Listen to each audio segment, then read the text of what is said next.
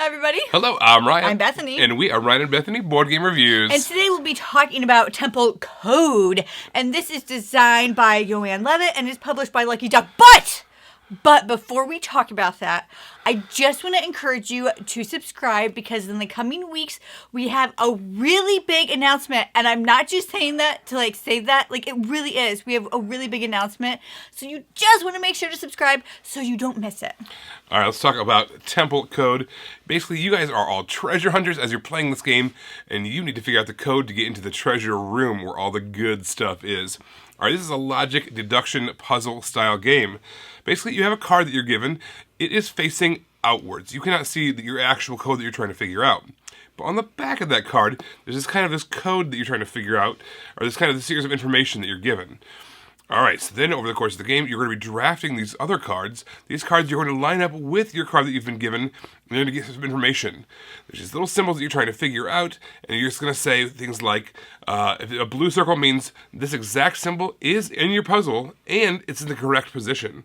Or a red triangle might mean, this particular symbol is in your puzzle, but it's in the wrong position.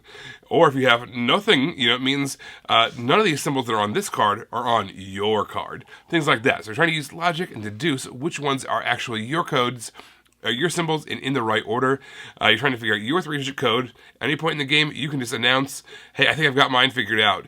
If you are right, you get to go on to the next one. The first one to complete 2 puzzles is declared the winner. If you are wrong when you announce your puzzle, you got to start over again. You get a whole new code, and you got to start from scratch. It's kind of a race. You got to get to 2 puzzles in order to be declared the winner. So in every round, everybody has 2 cards in front of them, and those 2 cards just have 3 different pictures of the statues that you're trying to guess yours are, and that's what you're drafting. So every single turn, somebody gets to choose a player, and then they take a card, and that player takes a card, and that's the card you use to line up on yours to try to figure out information. And I just think it's really cool because as the game progresses, you've kind of narrowed down a few things, so you're going to be a bit more particular about what you're drafting. You also might hate draft because you can see what everybody else has. So you can be like, oh my gosh, not only do they have 2 of those on their code, but it's in the correct place. I do not want to give them that information. So I'm going to take that card so they can't get that information. So it's just fun how in the first round, nobody's really caring. And then you're becoming really specific and you're trying to draft really specific things. This game takes the perfect amount of time. Logic deduction puzzles like this are fairly brain-burning, I would say. Yeah. Even if it's your style of game, you're thinking pretty hard, and you're really trying to math this out, and you have to get to take notes. You have a little notepad that you can kind of take your notes and figure out what you've seen, what you haven't seen yet, and figure out what you need to do. And the longer you do that, you kind of get mushy-brained. So the fact that it takes about, the box says 30 minutes, I would say it's about right, maybe a little bit less, is perfect for this kind of puzzle. If you had a puzzle like this for an hour, I think that you would just be like, nope, tap me out. I'm done. No. But it's about a half hour. It's perfect to kind of scratch that itch. It's like they're doing a Sudoku puzzle, one of those kinds of things.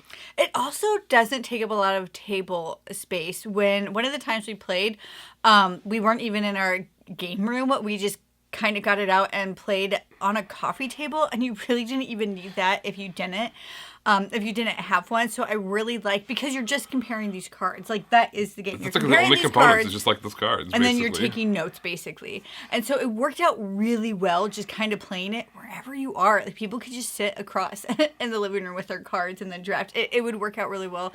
So it's really nice when we have all these games that require so much space to have games that are fun and take up very little space. Yes. I think that whatever person, whatever designer or computer programmer, whatever it is, that mathed out which symbols are in which columns and which things to make that device work where you compare the backs of the cards is absolutely brilliant. I think that is so cool. That makes this game shine. It makes you feel like you're being a code breaker, that you were clever enough to figure stuff out, but really it's like you were kind of spoon-fed some of the information, and you just have to figure out what to do with that information.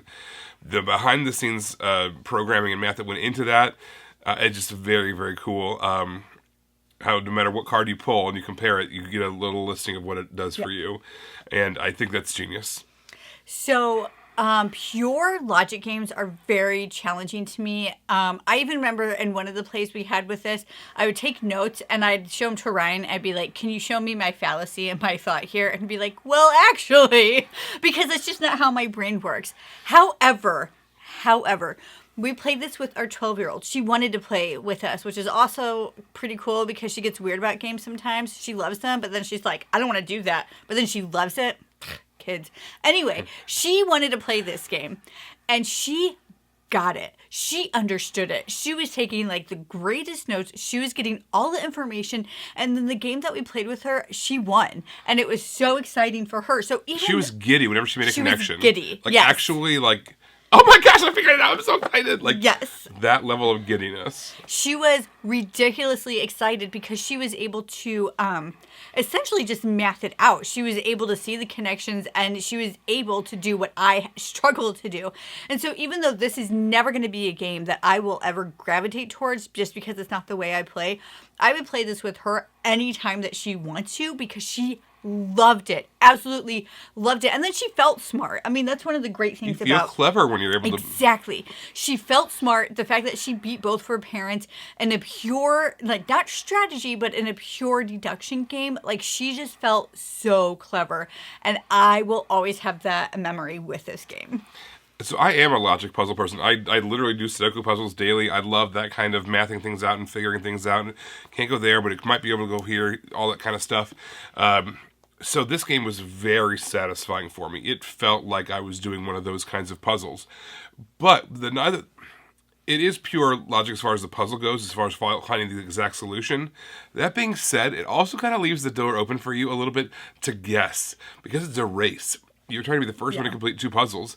So someone's about to finish, and you're like, I'm going to take a stab in the dark. I know that if I'm wrong, it sets me back, but I could get the win right here by taking a 50-50 guess on from the information I have.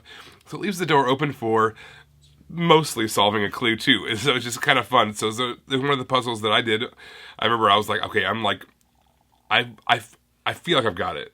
I didn't end up having it, but it was fun. You were really close, though. Yeah, to be able to knock that out, it was really, really fun. So I like that it is pure logic, but at the same time, it gives you the option to guess if you really need to kind of race ahead to someone who's about to figure it out. Yeah.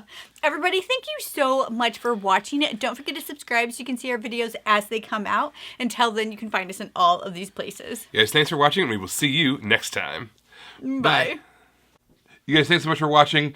This game was provided to us by a publisher in exchange for a fair and honest review. And if you want to see more stuff, check out over here to see something we think you might like. And over here, we think that YouTube has picked out a great video for you you're going to love. Thanks, guys. We'll see you next time.